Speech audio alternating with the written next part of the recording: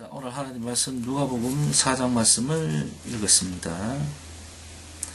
오늘 말씀은 전반부에 시험 받으심과 또 1차 갈릴리 전도와 사역의 시작이 쭉 나열되고 있습니다. 그리고 31절 중후반부에는 귀신 들린 자를 고치시는 예수님을 우리가 볼 수가 있었습니다. 오늘 말씀에 중요한 두 군데를 우리가 살펴보고 오늘 예배를 마칠까 하는데요. 먼저 1절 말씀을 우리가 다시 한번 볼까요? 예수께서 성령의 충만함을 입어 요단강에서 돌아오사 광야에서 40일 동안 성령에게 이끌리시며, 그리고 2절 말씀 봅시다. 바로 이어서 2절 말씀입니다. 마귀에게 시험을 받으시더라. 그렇게 2절이 쭉 이어지고 있습니다. 자, 1절, 2절 말씀을 다시 한번 봅시다. 광야에서 40일 동안 성령에게 이끌리시며, 그 다음 2절에 바로 이어서 뭐라고 합니까? 마귀에게 시험을 받으시더라. 이렇게 되어 있죠. 그리고 3절, 4절 이제 마귀에게 시험 받는 예수님을 우리가 볼 수가 있습니다. 분명히 성령에 이끌리셨다면서 동시에 말이죠, 마귀에게 이끌림을 받으시면서 시험을 받고 계시는 예수님을 우리가 볼 수가 있습니다. 우리가 흔히 알기로는 성령 충만함을 받으라, 그리고 성령 충만 받으면 어떻게 될 것인가를 우리가 언뜻 들은 것 같고, 또 그래서 우리가 성령 충만 받은 자의 모습들을 우리가 나름대로 생각하는 부분이 있지 않습니까? 그 부분을 우리가 다시 한번 생각해 보면 말이죠. 성령 충만함 받음을 받은 사람이라면 그 모습이 어떻게 그려집니까? 좀 밝고 또 깨끗하면서 아주 선한 모습이든 또 혹은 아주 정직한 모습이든 그런 모습들에서 나오는 그 어떤 에너지, 그런 것들도 좀 느낄 수 있을 것 같기도 하고 말이죠. 그래서 어떤 거룩한 모습 그 자체로 인하여서 뭔가 하나님의 어떤 은혜, 깊은 성령 충만함을 받은 사람의 모습을 우리가 볼 수가 있지 않을까요? 보통 그렇게 생각하잖아요. 그리고 그런 성령 충만함을 입은 사람들의 그 주변 말이죠.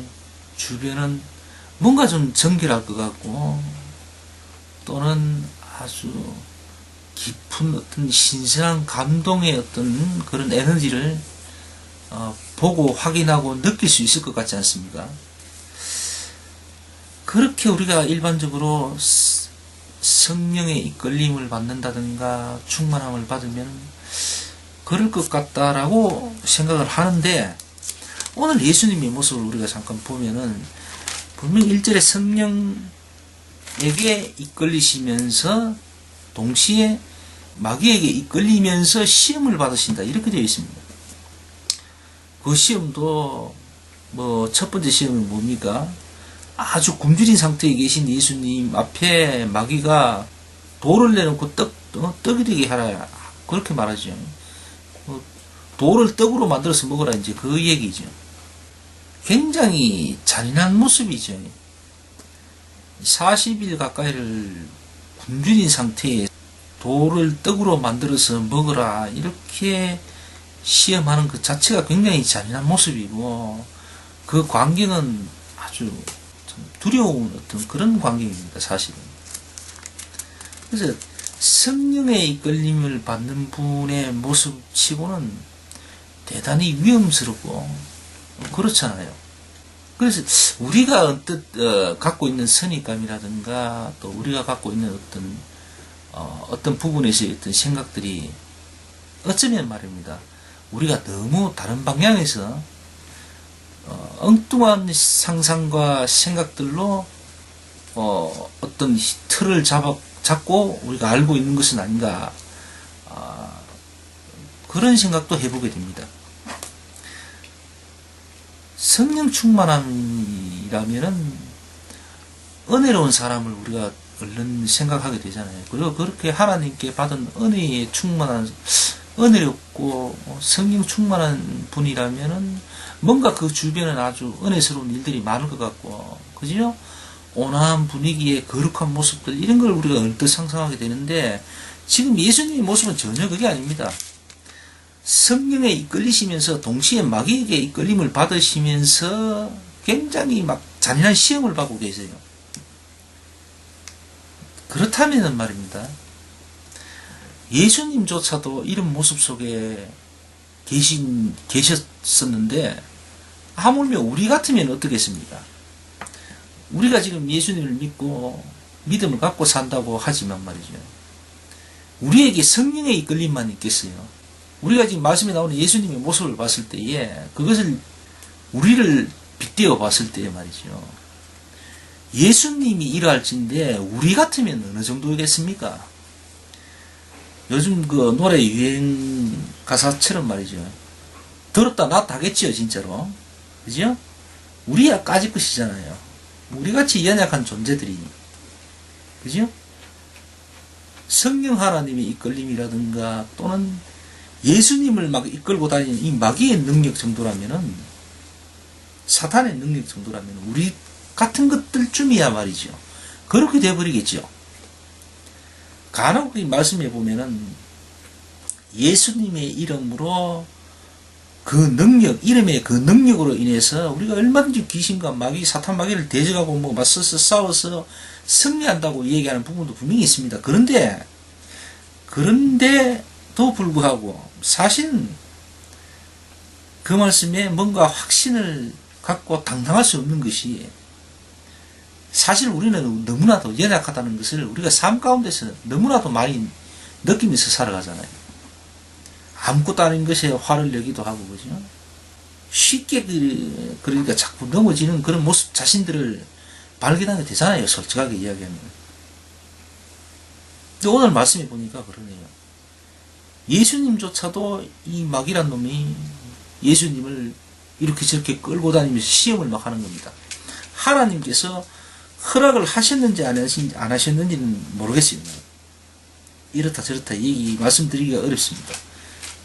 어쨌든 분명한 사실은 예수님이 성령에 이끌리셔서 동시에 마귀에게도 이끌리시면서 그 마귀에게 시험을 받는다는 사실입니다. 그러니 이 말씀을 보면서 우리가 너무 착각하고 너무 우리 마음대로 상상을 하고 마음대로 그냥 이거다라고 정해버린 건 아닌가, 또 그런 일들이 너무 많은 것은 아닌가 또 생각을 해보게 됩니다. 우리가 이 믿음에 관해서 너무 일방적으로 말이죠. 우리 마음대로 그냥 상상하는 경우가 너무 많은 것 같아요. 그런 일들이 너무 비일비재한 것 같습니다. 우리가 또 어쨌든 이런 말씀 속에서 우리가 일방적으로 말이죠. 하나님의 본뜻과 본래의 그 모습을 벗어나서 우리가 그냥 우리 마음대로 우리 멋대로 그냥 상상 속에서 그림을 그려서 이거다라고 정해버린 것이 너무나 많은 것 같아요. 하나님의 말씀을 10년 전에도 봤고 또 오늘도 봅니다. 그런데 전부 다는 아니겠지만은 뭔가 예전에 하나님 말씀을 이해하고 이렇구나라고 느꼈던 거 하고 오늘 말씀을 봤을 때에 그 말씀이 전혀 새롭게 보여지고 달라지는 그런 부분들이 더 많다는 거죠. 그래서 하나님의 말씀이 영적인 말씀인 것은 아닌가. 또 하나님 말씀을 한 줄 붙들고 말이죠. 이 말씀은 이 말씀이다 라고 함부로 단정해버리는 그런 우를 범하면 안 되겠다라는 생각을 오늘 다시 한번 더 해보게 됩니다. 그리고 마지막 43절 한번 다시 한번 볼까요? 예수께서 이르시되 내가 다른 동네에서도 하나님의 나라의 복음을 전하여야 하리니 나는 이 일로 보내심을 입었노라. 이렇게 말씀을 하셨습니다. 예수님이 이 땅에 오신 이유가 뭡니까? 십자가를 지셔야 되겠죠. 지셔야 했고, 그죠. 그리고 그 십자가를 지신과 동시에 하나님의 나라를 선포하시는 거죠. 그래서 복음을 전하시는 그 목적이 있으셨던 겁니다. 예수님이 이 땅에 오셔서 큰 국가를 일으키고 건국을 하신 것도 아니고 말이죠. 또 예수님께서 장사를 하셔서 큰 부자가 되신 것도 아닙니다. 예수님께서 동네 복음을 전하시면서 때로는 귀신을 내치시기도 하셨고 병든 자를 고치시기도 하셨는데 그것만의 목적은 또 절대 아니겠죠. 예수님의 궁극적인 목적은 이 땅에 오심은 바로 하나님의 나라를 선포하시고 그 복음을 전하시는 일이었습니다. 자, 우리는 예수님이 제자이기도 하고 예수님의 자녀이기도 합니다. 그리스도의 후사라고 하고 있잖아요. 우리가 살면서 뭐 돈을 벌고 또 세상적인 어떤 직업들을 가지고 또 하는 일도 물론 중요합니다. 그러나 우리가 영적인 사명을 받은 자로서 영원한 삶을 살아야 될 존재라면은 당연히 가장 우리가 중점을 두고 살아야 될 목표가 있다면은 당연히 뭐겠습니까? 예수 그리스도의 후사라면은 당연히 예수님이 하신 일을 우리가 받아야 되고 그 뒤를 이어야 되는 것이 맞겠죠. 그래서 내가 지금 무엇을 하는가가 참 중요할 것 같습니다. 우리의 모습들, 우리의 삶의 어떤 방향이나 또 모습들 이런 것을 우리가 수시로 체크하고 돌아보면 너무나 마땅한 것 같아요. 왜냐하면은 저도 그렇지만 많은 사람들이 하나님의 나라를 선포하고 복음을 전한다고 합니다. 그런데 정작 그렇게 때때로 말을 하지만은 정작 그 삶의 모습 가운데에서는 이런 복음적인 삶과는 거리가 먼 경우가 참 많은 것 같아요. 저 역시도 솔직히 말씀드리면 그런 부분이 참 큰 것 같습니다. 하나님의 나라를 선포하고 예수 그리스도를 소개하고 전하는데 너무 세상에 치우쳐서 너무 거기에 역점을 두고 살아가는 나머지 그냥 때때로 그냥 시간 말씀을 보고 전할 때에만 국한되지 않나 이런 생각을 해보게 됩니다. 그래서 이 부분을 두고 다시 한 번 더 회개를 하고 좀 더 삶 가운데에 좀 더 전반적인 모습 가운데에 하나님의 말씀과 하나님의 모습들을 좀 더 전할 수 있는 어떤 그런 방법이랄까요? 또 혹은 하나님께 간절히 구하는 그런 능력 가운데에 어떤 모습들을 나타내게 해달라고 간구하는 기도를 좀 더 열심히 드려야 되지 않을까도 생각해 보게 됩니다. 어쨌든 예수님의 모습을 나타내고 전하는 것은 저 혼자만의 또 혹은 여러분들만의 어떤 능력과 힘으로 감당하기에는 사실 좀 무리인 것 같습니다. 왜냐하면 예수님조차도 마귀에게 이끌심을 받고 시험을 받는 상황인데 하물며 우리야 오죽하겠습니까? 우리 안에 마귀가 들어와도 내 자신 스스로가 이게 마귀인지 성령인지 구분도 잘 하기 힘들어요. 사실은 바로바로 알 수 있는 그런 그만한 어떤 힘이나 능력이 없습니다. 사실 조금 은혜 좀 많이 받은 분들이야 뭐 어쩌는지 모르겠지만은 개인적으로 저 같은 경우는 기껏해야 좀 지난 후에 그랬었구나. 또 뭐 굉장히 뭐 위중한 일이고 뭐 다급할 때는 뭐 바로 뭐 보이는 경우도 들어 있습니다만은 어쨌든 굉장히 미약해요. 그러다 보니까 진짜 속된 말로 똥인지 된장인지도 모를 정도로 그런 경우가 더러 흔합니다. 그래서 우리가 너무나 능이 없고 힘이 없으므로 우리 자신 스스로가 어떤 힘과 노력으로 하나님이 일을 해나갈 수 있다라고는 말할 수가 없을 것 같습니다. 아마 저뿐만 아니라 많은 분들 대다수가 그럴 거라 생각이 듭니다. 그래서 우리에게 필요한 것이 있다면 영적 신앙생활, 특히 기도의 시간이 참 중요한 것 같아요.